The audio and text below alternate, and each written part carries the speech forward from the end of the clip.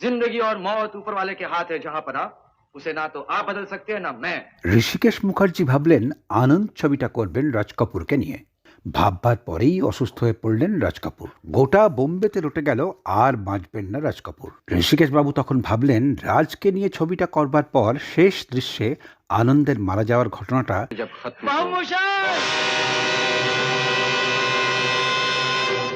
যদি সত্যি সত্যিই ঘটে তাহলে সেটা হবে অত্যন্ত বেদনাদায়ক। তাই রাজ কাপুরকে বাদ দিয়েই শশী কাপুরকে নিয়ে ছবিটা করবার সিদ্ধান্ত নিয়েই ফেললেন ঋষিকেশ বাবু। কিন্তু শশী কাপুর ডেট দিতে না পারায় ঋষিকেশ বাবু ঠিক করলেন শশীর জায়গায় কিশোর কুমারকেই নেবেন। ইতিমধ্যে নিজের বাড়িতে নোটিশ দিয়ে বাঙালিদের প্রবেশ নিষিদ্ধ করেছিলেন কিশোর। ফলে কিশোর কুমারের সঙ্গে অ্যাপয়েন্টমেন্ট করেও তার বাড়ির গেট থেকে দারোয়ানের গলা ধাক্কা খেয়ে রাগে অপমানে ফিরে এলেন ঋষিকেশ মুখার্জি। ফিরে এসেই পরের দিনেই কিশোর কুমারকে ছেঁটে দিয়ে ফাইনাল করলেন রাজেশ খান্নাকে। অপমানের শোধ নিতে অভিনয়ের সঙ্গে এ ছবির গান থেকেও কেটে দিলেন কিশোর কুমারের নাম। ইতিহাস তৈরি করল আনন্দ। একেই বলে মানুষ ভাবে এক আর হয় এক।